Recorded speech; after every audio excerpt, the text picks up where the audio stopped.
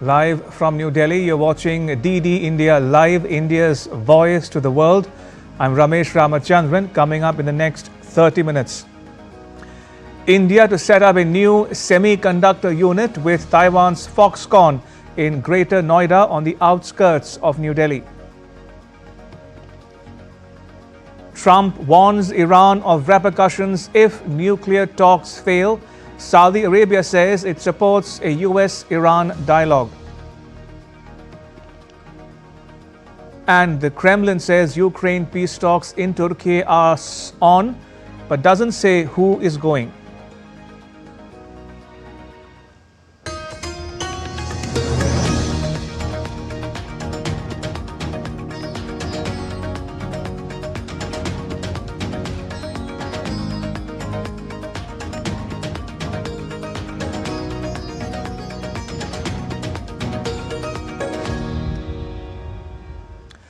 The Chief of Defence Staff, General Anil Chauhan, along with Army Chief General Upendra Dwivedi, Air Force Chief Air Chief Marshal A.P. Singh, and Navy Chief Admiral Dinesh K. Tripathi called on President Draupadi Murmu and briefed her on Operation Sindoor.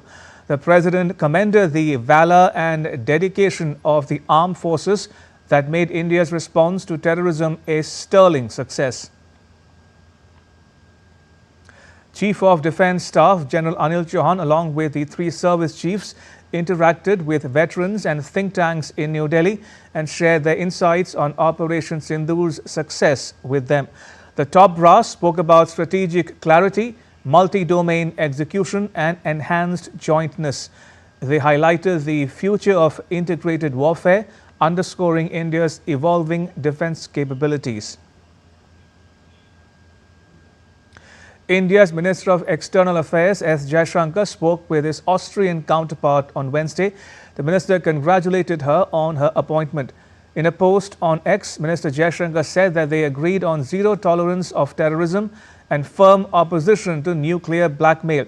They also discussed about bilateral ties and the Ukraine conflict. How could India hit 13 targets, including 8 air bases, so precisely at strategic locations in Pakistan? How did Pakistan fail so miserably? These questions have rattled experts and analysts across the world.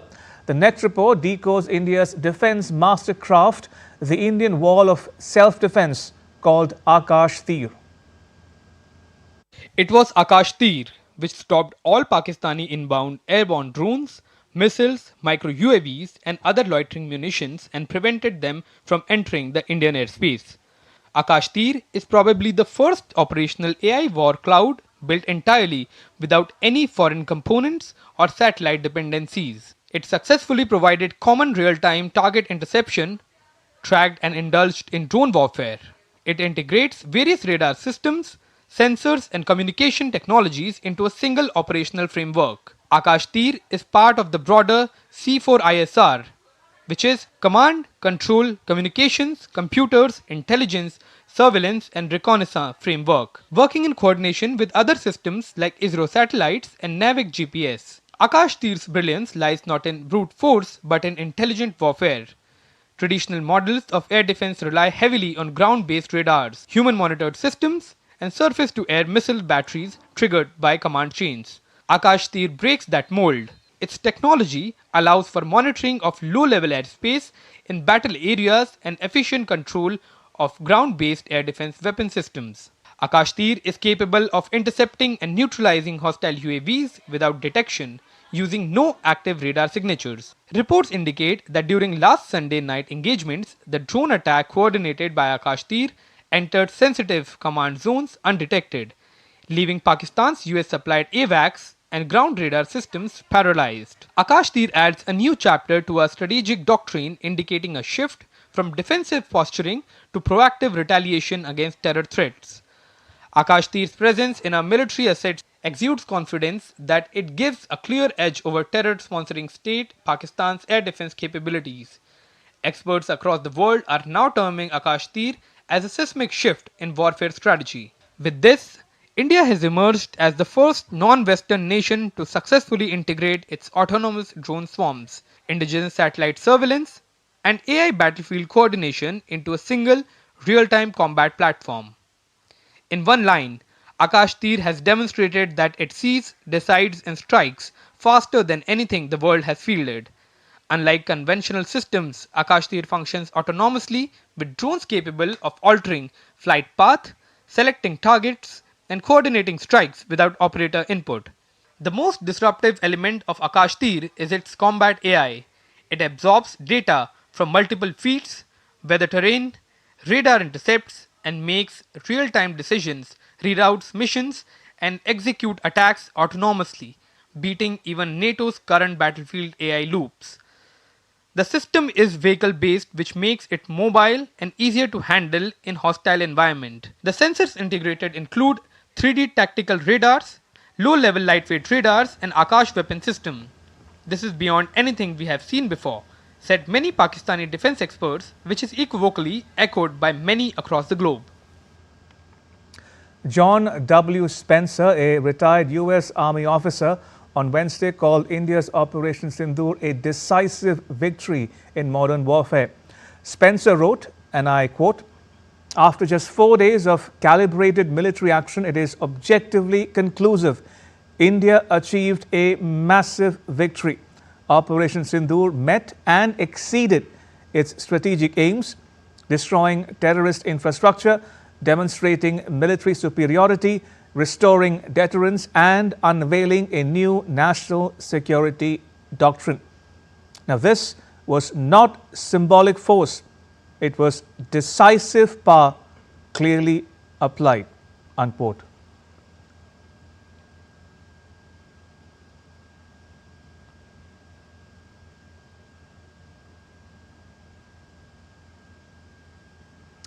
Meanwhile, Austrian military historian Tom Cooper characterized India's air campaign as a clear-cut victory.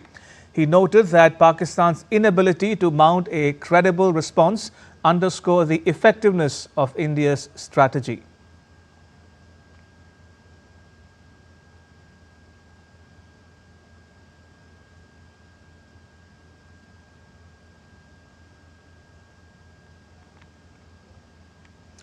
Life in the border districts of Jammu and Kashmir, Rajasthan, Punjab and Gujarat are returning to normalcy. Helicopter services to the revered Sri Mata Vaishno Devi Shrine at Katra in Jammu and Kashmir have resumed after a week-long suspension. The helicopter operations are now running smoothly from Katra to Sanji Chhat, with authorities reporting a significant rise in footfall over the past few days. Schools, markets and other commercial establishments across the northern Indian state of Punjab have also reopened. The schools in the state reopened after being closed for 6 days because of military tensions. The reopening is happening in stages with several border villages still left.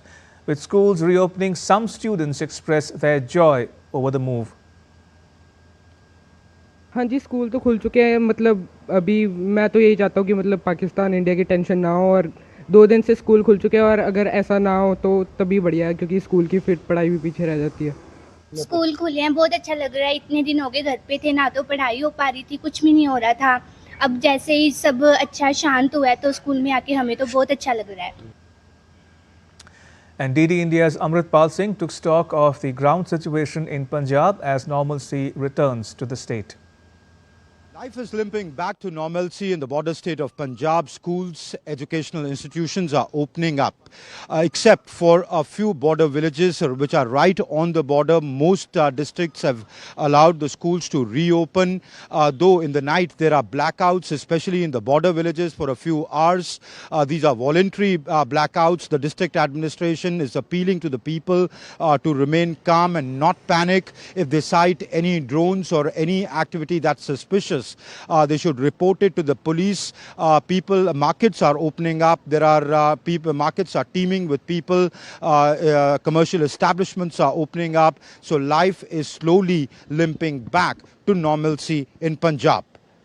With cameraman Shubham, this is Amritpal Singh for DD India in Sahibzada Ajit Singh Nagar, Punjab.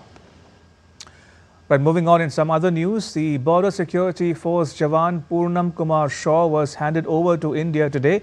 The constable inadvertently crossed over to Pakistan territory while on operational duty in area of Firozpur sector on 23rd April around 11:50 hours IST and detained by Park Rangers. He had been in custody of Park Rangers since then. The constable was handed over to the Border Security Force through the joint checkpost Atari in Amritsar at 10:30 a.m. local time. The handover was conducted peacefully and in accordance with established protocols. The repatriation of BSF constable has become possible because of consistent efforts of the BSF through regular flag meetings with Pakistan Rangers and through other communication channels. Various railway stations lit up on Tuesday in different states in solidarity with the Tiranga Yatra being taken out throughout the country. These railway stations range from various regions and all corners of the country. The lighting up of these stations holds strong significance for the citizens as well as the brave personnel of India's armed forces. In a significant nationwide outreach effort, an 11-day-long Tiranga Yatra is being undertaken across the country. The Muslim Rashtriya Manch on Wednesday organized a protest at Lal Chowk in Srinagar. Holding the tricolour in their hand, a group of people travelled all the way from Rajasthan to Srinagar, expressing their anger against the brutal killings of 26 innocent people at Pahalgam. Romesh Khajuria from the Muslim Rashtriya Manch said the rally travelled from New Delhi and reached Pahalgam, where it paid tributes to the 26 martyrs. Rajasthan से 9 तारीख को इस Bharat rally का शुरुआत करी गई थी, जो कि दिल्ली में आके वहां से विधिवत तरीके से हमारे जो मार्गदर्शक हैं मुस्लिम राष्ट्रीय मंच के आदरणीय इंद्रेश कुमार जी ने विधिवत तरीके से राष्ट्रीय फ्लैग दिखा के वहां से रवाना किया। और हमारे मुस्लिम राष्ट्रीय मंच के जो राष्ट्रीय संयोजक है, नेशनल कन्वीनर है अबू बकर नकवी साहब जो है, इनकी अध्यक्षता में ये भारत रैली वहां दिल्ली से होते हुए हरियाणा, पंजाब, जम्मू कश्मीर और कल पहलगाम में जाके बैसरन वैली में जो पाकिस्तान ने अपने उग्रवादियों द्वारा वहां पे कॉवर्डली जो अटैक कराया था, जो अटैक किया था, जो जिसमें 26 जो लोग जो है शहीद हुए और उनके वहां पे उन लोगों के लिए वहां पे श्रद्धांजलि दी गई। In Jharkhand's capital Ranchi, people held a Tiranga Yatra with a 100-foot-long Indian tricolour. The Yatra was led by Minister of State for Defence Sanjay Seth to celebrate the Indian Army's success in Operation Sindoor and reaffirm support to its fight against terrorism.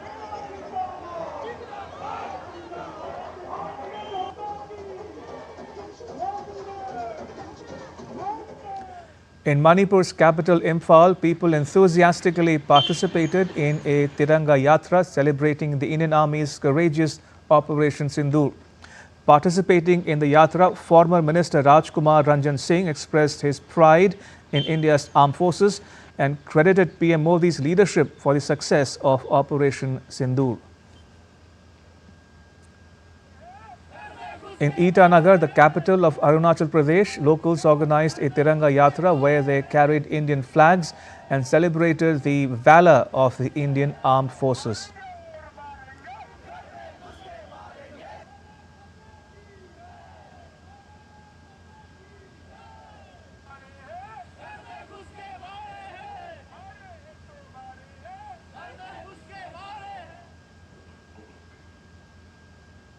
Still to come on DD India Live. Germany's Chancellor Friedrich Merz commits to making the country's military Europe's strongest conventional army.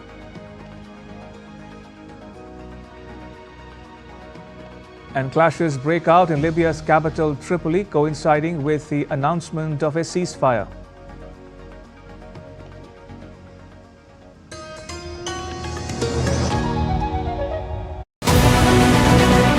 This week on Defense Dynamics, India's cutting-edge weapons turn the heads across the world. Operation Sindoor. What is Akash Tir and how does it revolutionize air defense?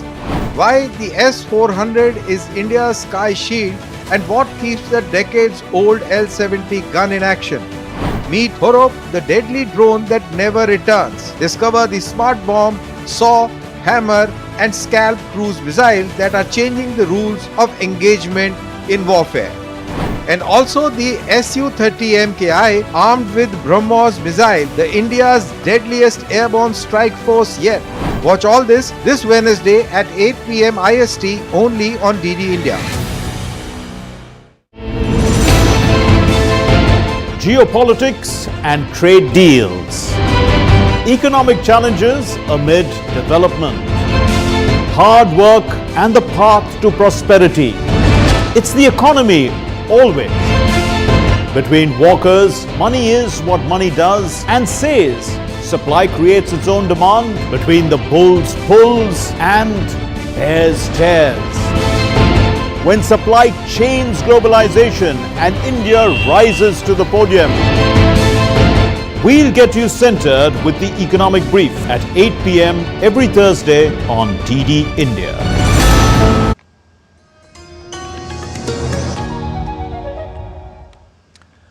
Welcome back. You're watching DD India Live. I'm Ramesh Ramachandran. India's cabinet, chaired by Prime Minister Narendra Modi, on Wednesday approved the establishment of one more semiconductor unit under the India Semiconductor Mission. Information and Broadcasting Minister Ashwini Vaishnav announced that the 6th semiconductor unit would be set up in Jewar, Uttar Pradesh. Semiconductor unit जो भारत का छठा semiconductor unit बनेगा वो जेवर उत्तर प्रदेश में बन रहा है, उसको अप्रूव किया है। आप सब जानते हो कि अब तक 5 सेमीकंडक्टर की यूनिट्स इंडिया सेमीकंडक्टर मिशन के तहत अप्रूव होने के बाद में बहुत तेजी से उसमें कंस्ट्रक्शन चल रहा है उन 5 में, जो कि HCL आप जानते हैं, हिंदुस्तान कंप्यूटर्स लिमिटेड, जो बहुत लंबे टाइम से भारत की एक हार्डवेयर में बड़ी कंपनी रही है, वो और फॉक्सकॉन जो दुनिया का सबसे बड़ा इलेक्ट्रॉनिक्स मैन्युफैक्चरर है, उन दोनों का जॉइंट वेंचर है। This joint venture will manufacture display driver chips, और ये देश की रिक्वायरमेंट भी बहुत बड़ी है। सो display driver chip is one of the key components in the entire display assembly. ये प्लांट लगेगा, इसमें 20,000 वेफर पर मंथ की कैपेसिटी होगी, और जो चिप्स इससे बन के निकलेगी 36 मिलियन चिप्स पर मंथ का इसका रहेगा। Minister Vaishnav also underscored the significance of Operation Sindoor, calling it a crucial example of India's identity, the strength of its armed forces and the decisive leadership guiding the nation. Operation Sindoor एक बहुत ही भारत की एक अस्मिता, भारत के हमारे armed forces का जो role रहा है, और जो एक डिसाइसिव लीडरशिप रही है, और एक जो नई डॉक्ट्रिन बनी है, उसका एक बहुत बड़ा एग्जाम्पल है। उसके ऊपर कई प्रेस ब्रीफिंग्स यहाँ पे हो चुकी है, मैं उसके डिटेल्स में नहीं जाऊँगा, लेकिन वाकई ये देश के लिए एक सराहनीय चीज़। US President Donald Trump on Wednesday arrived in Qatar's capital Doha for the second leg of his West Asian visit. Trump's plane landed at Hamad International Airport, where he was greeted by Qatar's Emir Sheikh Tamim bin Hamad Al Thani. Qatar, a key US ally, is expected to announce hundreds of billions of dollars in investments in the US. Foreign Minister of Saudi Arabia briefed after US President Donald Trump's visit to Riyadh. The Foreign Minister bin Farhan said that Saudi Arabia fully supports the US-Iran nuclear talks and hopes for positive results. Regarding the nuclear file, there is full support for the ongoing talks between United States and Iran. We hope that these talks will lead to a positive outcome that ensures the stability of the region. Earlier, speaking at an investment summit in Riyadh, Trump bashed Iran, calling it the most destructive force in the region. Fresh talks between Iranian and US negotiators to resolve disputes over Tehran's nuclear program ended in Oman on Sunday, with further negotiations planned. Trump said he was willing to strike a new deal with Iran, but only if its leaders changed course. Trump warned that the US will never allow Iran to obtain a nuclear weapon. If you know that, they were a virtually bankrupt country because of what I did. They had no money for terror. They had no money for Hamas or Hezbollah. and take all action required to stop the regime from ever having a nuclear weapon. Iran will never have a nuclear weapon. US President Trump made a surprise announcement that the US will lift all sanctions on the Syrian government and said Washington, D.C. was exploring the possibility of normalizing its ties with Damascus. He made the announcement during a summit between the United States and Gulf Arab nations. The support of leaders in this room, and they're great leaders, you are. We are currently exploring normalizing relations with Syria's new government, as you know, beginning with my meeting with President Ahmed al-Shara and Secretary Rubio's meeting with the Syrian foreign minister in Turkey after discussing the situation with Crown Prince Mohammed and President Erdogan of Turkey. I am also ordering the cessation of sanctions against Syria to give them a fresh start. It gives them a chance for greatness. The sanctions were really crippling, very powerful. Saudi Arabia's Crown Prince Mohammed bin Salman commended Trump's announcement, saying that it will open a new page towards growth and prosperity. We would like to commend the decision taken by President Donald Trump yesterday to lift sanctions on the Syrian Arab Republic, which will alleviate the suffering of our brothers, the Syrian people, and open a new page towards growth and prosperity. US President Trump also met with Syria's President Ahmed al-Shara in Saudi Arabia. During the meeting, the US President urged Shara to normalize ties with Israel, as per a White House spokesperson. Gunshots could be heard ringing out in the Libyan capital of Tripoli in a video released on Wednesday, on the same day the government announced a ceasefire. Clashes broke out late on Monday after the killing of a major militia leader. After calming on Tuesday morning, the fighting reignited overnight, with major battles rocking districts across the entire city. The ministry said the neutral units it was deploying around sensitive sites were from the police force, which does not carry heavy weapons. Monday's clashes had appeared to consolidate the power of Abdul Hamid al-Deba, the Prime Minister of the divided country's government of national unity and an ally of Turkiye.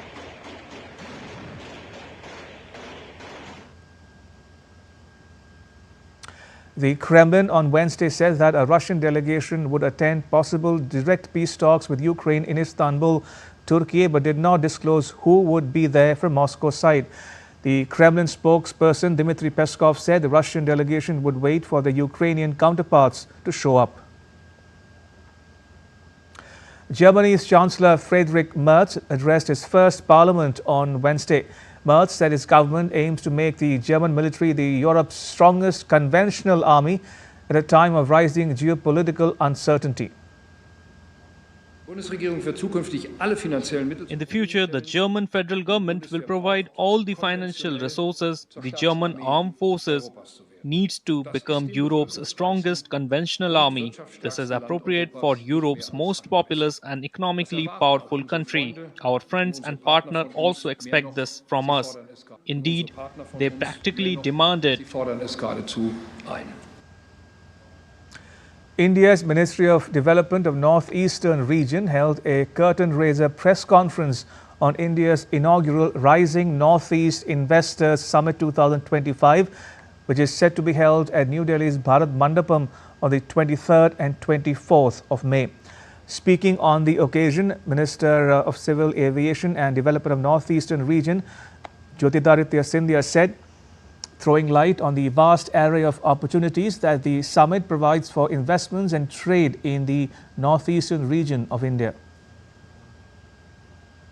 The Prime Minister's resolve, his commitment, his vision to ensure that the northeastern region becomes the pivot for the future growth and the future path of India as she advances towards her goal of Viksit Bharat by 2047. Over the last 10 years, whether it is the 10% of gross budgetary support amounting to almost 1 lakh crore a year that's being ploughed into the Northeast. Today, the Northeast that was always considered prior to a decade ago as the periphery of India has become the center of the growth story of India. And now to news from the world of sport. In the Italian Open, top-ranked Yannick Sinner booked his place in the quarterfinals, beating accomplished clay court player Francesco Cerundolo 7-6, 6-3 on Tuesday. Sinner passed a big test in his return so far from a 3-month doping ban to reach the last 8. Sinner is attempting to become the first Italian man to win the Rome title since Adriano Panatta in 1976. Elsewhere, Alexander Zverev also moved into last 8 with straight sets win over Arthur Fils 7-6, 6-1. The number 2 ranked Zverev will now take on Lorenzo Musetti next on Thursday. Giannina Maradona, daughter of the late football legend Diego Maradona, said in court that she believes all the people accused are responsible for her father's death. She made this statement after hearing recordings during the trial that she found very upsetting. The trial began in March in Buenos Aires, more than 4 years after Maradona died in November 2020 from heart failure, shortly after brain surgery. 7 members of his medical team are on trial and an 8th will face a jury in July. They are accused of not giving proper care, but all deny the charges. The trial is expected to take several months. I reopened many sad things and heard things that I don't deserve to anyone in the world to hear how someone speaks this way about a relative. Honestly, it's very sad. They are all responsible. When you listen to the audios, I don't say it, they do. It was not a serious home hospitalization, and they want to blame us. The way they spoke to each other, I swear, it was horrible.